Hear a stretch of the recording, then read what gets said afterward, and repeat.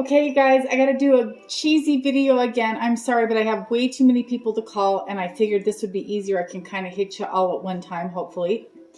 This is for those of you who have volunteered or have been suckered into helping with Defending Utah on these declarations. So we have an easier option to get some of those support from people without having to get as many signatures. So stick around for that for a minute. But for those of you who are not a part of Defending Utah or don't know what they're doing, let me give you a really brief recap because we're simplifying as we're going and we're finding ways for people to support it without having to get too involved. There's a lot of great groups out there doing awesome things. We're being hit by so many different directions that we kind of have to fight back the same. But what we're doing will actually help to strengthen whatever it is that you're doing because it helps to protect the Constitution and our inalienable rights in our communities. And so if people can even take just 5 minutes once a month to do what we're suggesting now with the emails rather than just getting the signatures, it would really help out. So for those of you who don't know, Defending Utah and other patriot groups have gotten together and they're filing declarations in their communities, and it's working. So the declaration, just like the Declaration of Independence, anybody can file them. It is a list of grievances and the people declaring their rights. So back when the declaration was signed, they actually had a lot of different declarations that were kind of put into one where the people were saying, you know, it didn't have to be voted into law, didn't have to have a legislative branch or have certain people voted in or out. They simply said, this is what's constitutional, this is our grievances, and this is what we want for our communities. Most of us or some of us know that the sheriffs are the local authority, if you will, and they have a lot of power. And if we hand this to them and say we the people are declaring our rights, they are by constitutional obligation required to help protect the people. So that's what we have to show our support in to get them to do what they need to do. And some of these sheriffs are really good people that are trying to do the right thing, and this just helps them to be able to do what they can to help us out. So what we had decided to do was have a focus once a month, and it's on something that's unconstitutional. It's generally affecting more than one city or county. And the nice thing is that people don't have to write these declarations on their own. Defending Utah and other supporting groups write the declarations. They will have either a video or an article or something to help educate people. So what we'd like to have and what we're working on is small little committees. So you might have 3 people, 10 people or more in a city or a county that come together once a month and do this. They educate themselves on what that focus is for the month.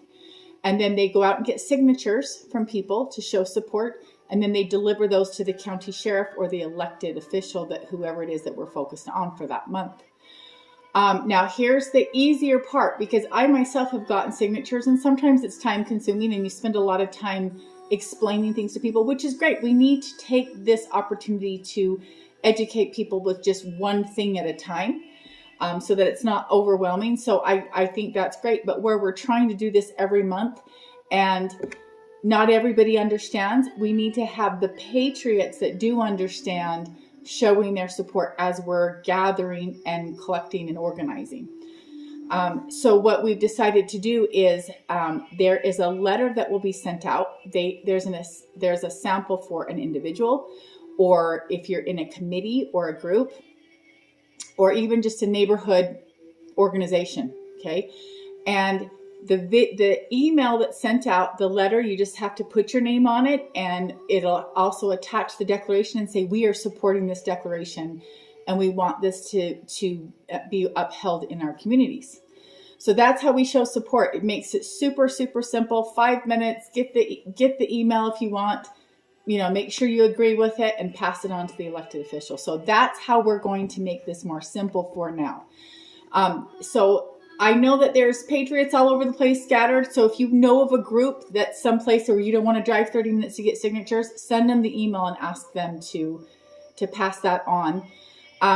This month, we are actually going to film the process so people can kind of have a better understanding of what that delivery looks like to the sheriff.